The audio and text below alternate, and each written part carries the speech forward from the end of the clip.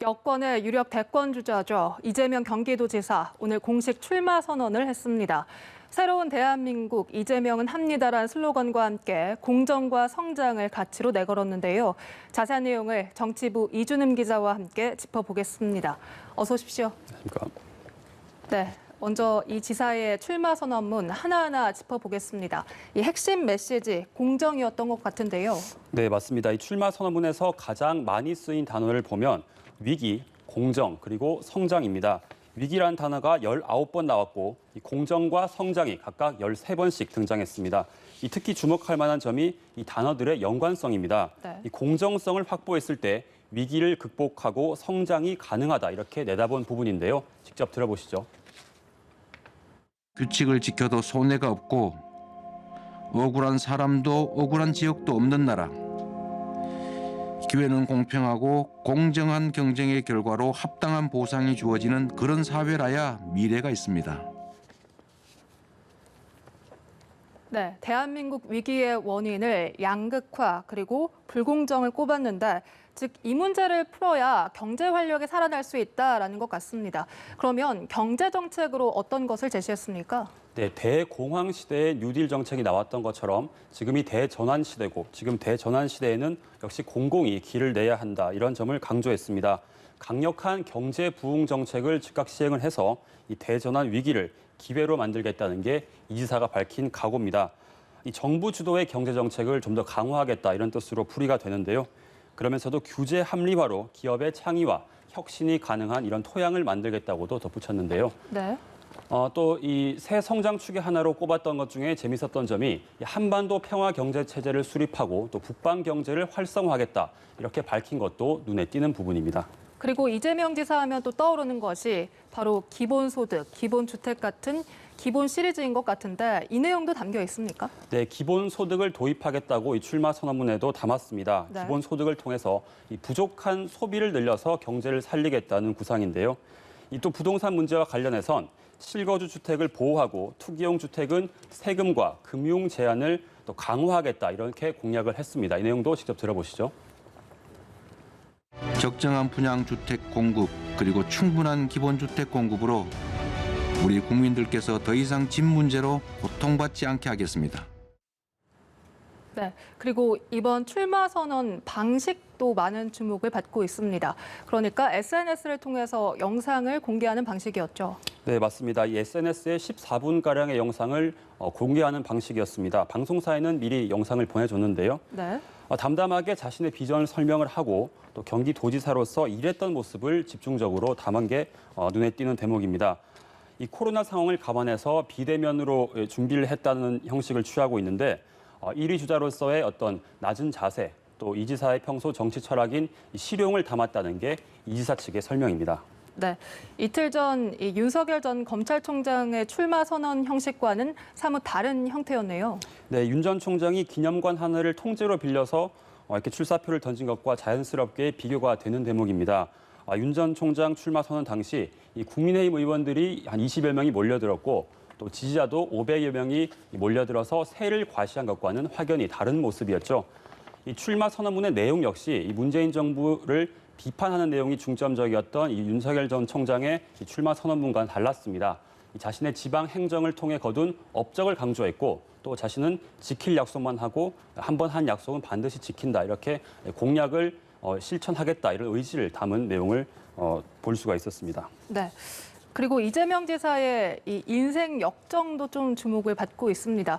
본인 스스로 흙수저, 비주류다 이렇게 말을 했더라고요. 네, 그야말로 인생 역정을 한번 되돌아보면 그야말로 입지전적인 인물입니다. 소년공으로 일을 했고 주경야독으로 검정고시를 통과했습니다. 또 법대에 진학한 뒤에는 사법시험을 통과한 뒤 인권 변호사의 길을 걸었습니다. 네. 정계에 입문한 건 2005년이고요. 2010년에 성남시장에 당선된 뒤에 2018년에는 16년 만에 진보진영 경기도지사로 당선이 됐습니다. 이때 몸집을 확 키웠고요. 이 뒷받침에는 이 활발한 SNS 소통 그리고 직설적인 화법, 이른바 사이다 발언이라고 하는 직설적인 화법이 뒷받침이 됐습니다. 물론 위기도 있었습니다. 이 친형을 강제 입원했다 이런 허위사실 공포 혐의로 2심에서 당선 무효형을 받았는데 대법원에서 판결이 뒤집히면서 도리어 네. 대권 가도에 탄력이 붙었습니다. 전화위복이 된 셈인데요. 이번이 두 번째 대권 도전인데 그야말로 변방의 장수에서 유력 여권의 대선 주자로 우뚝 선 모습입니다. 네, 출마 선언 이후의 행보도 주목을 받고 있습니다. 보통 같으면 첫 일정으로 전직 대통령 묘역을 찾는 게 그 관행이라고 하는데 이 지사는 이 무명 용사비를 찾았다고요. 네, 이 세상은 이름 없는 민초들의 헌신과 노력으로 만들어졌다. 이게 이유였습니다. 이 대한민국은 고난 공동체로 국민과 함께 극복해낼 수 있고 또 국민과 함께 하겠다는 뜻이라고 이 지사 측은 의미를 부여했는데요. 이 지사는 오후에는 자신의 고향인 경북 안동으로 향했습니다. 이 선친의 묘소를 참배하고 또 경북의 유림서원, 또 이육사 생가 등을 방문했습니다. 이 지사가 민주당에선 좀 희귀하다고 할까요? 이 TK 출신인데 자신이 이 TK 출신임을 강조하면서 보수턱 빠친 대구 경북 지역의 외연 확장을 시도한 것으로 풀이가 됩니다. 네, 알겠습니다. 이 지사 사실 지난해 7월 대법원 판결 이후에 족쇄를 벗었다라는 평가도 함께 나오면서 현재 여권 지지율 1위를 달리고 있지 않습니까? 네. 그렇다고 앞으로 꽃길만 있는 건 아니라고요.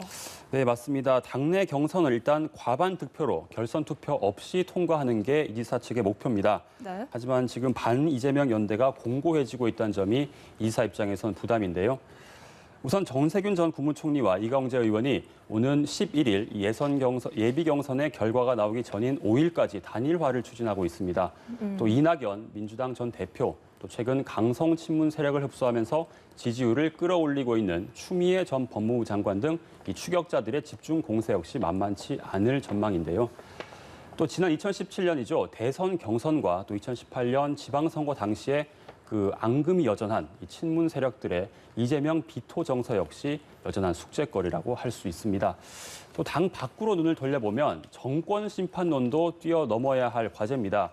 여당 주자의 아무래도 큰 숙명이 네. 현 정부를 너무 강하게 비판하거나 너무 강하게 뛰어넘겠다 이런 모습을 보이는 게 좀 부담으로 작용을 하기 때문에 현 정권과 궤를 함께하면서도 또 자신만의 차별화를 꾀하는 전략 이런 것들이 앞으로 이 지사 측 캠프의 과제가 될 것으로 보입니다. 네. 그리고 이 지사의 약점으로 꼽히는 부분 중 하나가 바로 형수를 향한 욕설, 이런 도덕성 논란인데 이 부분도 짚어보죠. 네, 안 그래도 오늘 그 부분을 기자들이 질문을 했습니다. 그래서 이 지사가 어떻게 답을 했냐면 자신이 가족에게 폭언을 한 것은 맞지만 이 형이 당시 어머니를 협박하고 또 폭언을 하는 이런 모습을 보여서 자신이 참기가 어려웠다고 설명을 했습니다. 당시 공직자 신분을 그만두는 것까지 각오를 했는데 10년이 지나면서 어머니와 형님은 돌아가셨고 또 10년 이후에 자신도 많이 성숙해졌다 이렇게 말을 했습니다. 어머니를 떠올리면서 울먹거리기도 했는데요. 이 지사가 네. 이 문제에 대해서 고개를 숙이면서 정면 돌파를 택했습니다. 우리 국민들께서 그런 점들은 조금 감안해 주시고 또 제 부족함에 대해서는 용서를 바랍니다. 죄송합니다. 네, 이번 사과를 국민들이 어떻게 평가할지도 앞으로 지켜봐야겠습니다. 지금까지 이준은 기자와 함께했습니다. 고맙습니다.